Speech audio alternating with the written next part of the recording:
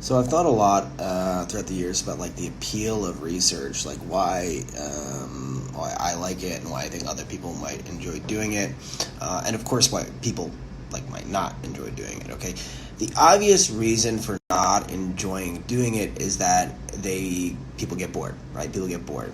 Okay, let's talk about like why do people get bored? I think the main reason people get bored is a lack of direction, a lack of focus, right? When you're looking for specific things, when you have a deliberate purpose to your research, I think it's a lot harder to get bored. I mean, it's still possible. If you don't find the topic interesting whatsoever, then yeah, you're going to get bored, period, point blank.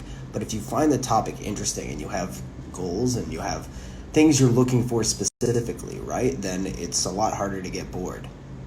Okay, so now what is the main appeal of it? Like why is research fun or interesting? Well, I think it's a combination of two things, and obviously they're interrelated.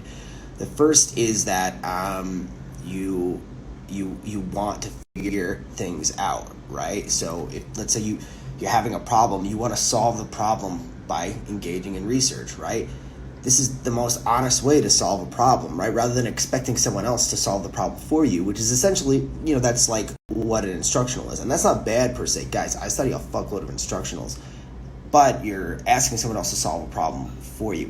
Okay, again, that's not bad because you ought to be looking at instructionals. It's like, if I'm going to be engaging in like scientific research in like some field, let's say it's like biology or whatever, you ought to be surveying the research of previous thinkers in your field. It only makes sense to do that. But then you want to go past that, right? The only way to go past that is to do your own research, right? And research ultimately amounts to you can call studying instructionals research. I don't call that research. I would call that studying an instructional, right? Similar to as if you were reading a textbook.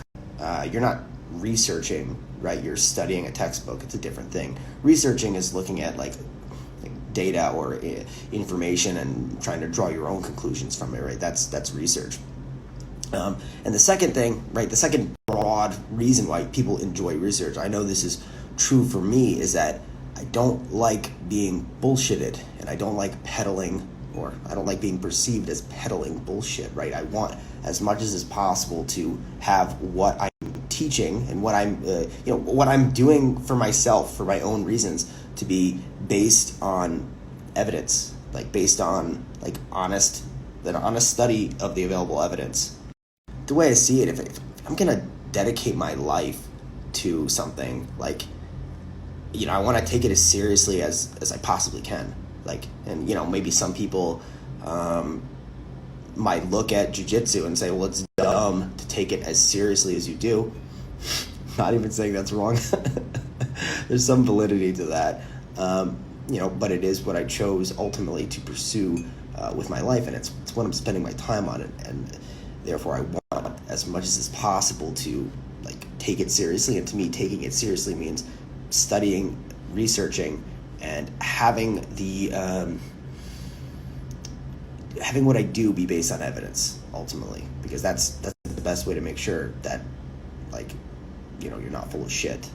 People ask me all the time how they can get started doing this. I'm just going to give you guys like a really basic and simple recommendation that I think is a good way to get started.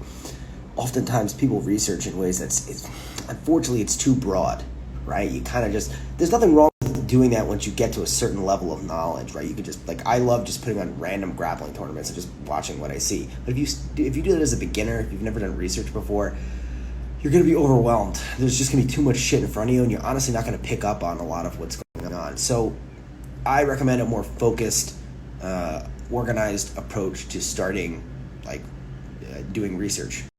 All right, so a really simple way to start doing research in a very organized way is to just pick a grappler you really like. Pick a grappler who maybe he has things that he does that you want to emulate. Okay, now make a folder on your computer, name it, the guy's name. Now go to BJJ Heroes, YouTube, Flow Grappling, all these different resources. Find every single match that they've ever had that you can find, right? Obviously, they may have had matches that you can't find. That's outside of your control. Find all the matches they've ever had that you can find. Download them, get them into that folder. Now date them, Now list them in the order that they happened. Okay. Sometimes you're going to find a new match and you're going to have to change all the numbers or whatever. I've done that plenty of times. And now you can take all those videos and you can watch them in the order that they happened. Now you're going to want to take notes and pay attention. Look at what he's doing. You're going to see throughout the progression of this grappler's career that he does some things and then he's going to stop doing some things.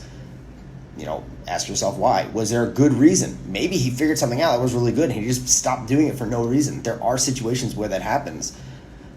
Maybe it wasn't working anymore. Maybe there's a counter. Maybe there's an escape, a defense, etc. Right? You got to ask yourself these things. And if you really, really dive into the grappler's career, you're going to really understand their game on a very deep level. And then that's going to take you in different directions. You know what I mean? Don't rush this. It's not something you can rush. It's gonna take time. But when you engage with this, more so than anything else, what you gain is a sense of freedom about your grappling development. Nobody can bullshit you anymore because the truth is right there in front of you. Behavior like this, I'm gonna put your face on a goddamn milk card, all right? If you're new, make sure